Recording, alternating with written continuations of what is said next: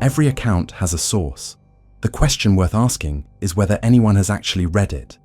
For 4 centuries, the story has circulated in the same form. Captain John Smith, the soldier and cartographer whose name is tied to the founding of Jamestown, was sailing near the New England coast in 1614 when he observed a woman in the water. She was swimming near the shore with what he called remarkable grace. Her eyes were large, her nose finely shaped, her ears longer than expected. And her hair, long, loose, moving in the current, was green.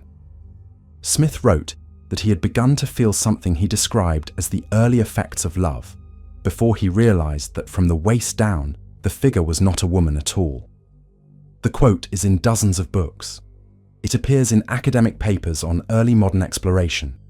It has been cited in histories of folklore, marine biology, and colonial literature. The line about the green hair is perhaps the most repeated single piece of language ever produced about a mermaid sighting by a credible historical figure. There is only one problem. John Smith never wrote it. Historian Vaughan Scribner spent years searching every document, letter, map annotation, and published volume that Smith produced during his lifetime. He found no mermaid, not the green hair, not the large eyes, not the grace near the shore.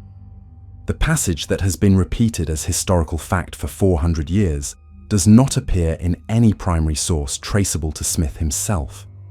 The earliest versions of the story that scholars can locate emerge in the 19th century, attached to his name without a document to support the attachment. The account spread because it was too good not to spread. Smith was the perfect witness.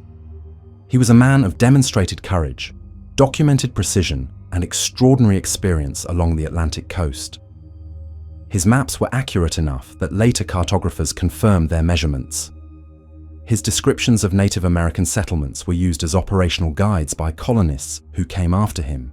If John Smith said he saw something, people believed it, and so the story attached itself to his name and did not let go. But when the actual trail is followed, not the popular version, not the 19th century retelling, but the documented 17th century record, it leads somewhere else, to a different harbour, a different year, a different man, and an encounter that is, in several respects, harder to explain. His name was Richard Whitburn. He was an English mariner, colonist, and Crown representative who worked the North Atlantic trade routes in the early 1600s. He was the kind of man whose credibility was enforced by the nature of his work. His reports went to the Crown, and the Crown expected accuracy. In 1620, he published a book called A Discourse and Discovery of Newfound Land, a practical and administrative document about colonizing Newfoundland. It is not a work of fiction, it is not folklore, it is a proposal to the English government, and it carries the weight of that purpose on every page. Near the end of that book, Whitbourne includes a passage he introduces with a specific phrase. He says he will not omit it. The language is deliberate. He knows what he is about to describe will be questioned. He includes it anyway. Early one morning in 1610, Whitbourne was standing on the shore of St. John's Harbour in Newfoundland. Something came toward him through the water. It was moving quickly and directly toward where he stood. He described its face in detail: eyes, nose, mouth, chin, ears, neck, forehead, and wrote that it appeared, in those proportions, to be beautiful. Around its head, he recorded, were streaks of blue that resembled hair running down to the neck. He watched long enough to be certain of what he was seeing. A second witness, one of his crew, saw the same thing from a short distance away at the same moment. The creature came close enough that Whitbourne stepped back. He estimated the distance at the length of a long pike, roughly 5 meters. It then moved toward one of his boats, then another. According to his account, several of his men observed it attempting to climb into the vessels. One of his crew struck it on the head with a boat hook. It fell back into the water, dove beneath the surface, and was not seen again. Whitbourne does not use the word mermaid in the way later accounts use it. He calls it a strange creature. He describes what he saw and leaves the identification to the reader. He notes that multiple witnesses were present. He writes that he cannot offer a complete explanation. The account is in a printed book, submitted to Crown authorities, signed with his name. That is the documented source, not Smith, not 1614, not Greenhair, Whitbourne, 1610, Blue Streaks, St. John's Harbour. The behavioural detail is what separates this account from the others.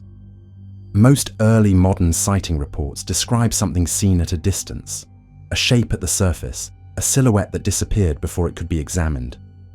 Whitbourne describes directed approach, repeated interaction across multiple boats, a physical response to being struck. No seal exhibits this behaviour toward vessels in sequence. No manatee has ever been recorded in the waters around Newfoundland. The species does not survive at that latitude, and the range is documented. Christopher Columbus had recorded his own sighting in 1493 off the coast of Hispaniola. 3 creatures, he wrote in his journal on the 9th of January. He described them as rising well out of the sea, not as beautiful as painted, with something masculine in their faces. Columbus was geographically within the range of the West Indian manatee, and that explanation retains some plausibility. But he was close enough to describe their expressions, and he described them as 3 separate figures. Henry Hudson's crew filed 2 independent reports in 1608 in the waters north of Norway. 2 men, writing separately, described the same creature at the same moment: a woman's body to the waist, a fishtail below, long dark hair. The independence of those 2 accounts, produced simultaneously by different witnesses, gives that record a weight that a single man's recollection does not carry. Whitbourne's account carries something neither of those does: duration. Multiple witnesses present at once. Approach that closed to within striking distance. Interaction that repeated across different boats. And a specific location: St. John's Harbour, 1610, that can be mapped and cross-referenced. The creature he described, with its blue-streaked head and its directed movement toward the men on shore, does not correspond to any species in the documented North Atlantic catalogue. The approach behaviour alone separates it from every known candidate. Whitbourne was standing at the water's edge, not watching from a ship at sea. Whatever he saw it close. What actually happened in that harbour on that morning has not been resolved. The record exists. The witnesses are named. The document survives in multiple editions, and the creature Whitbourne chose not to omit from his report to the Crown has not been identified in 400 years of subsequent observation.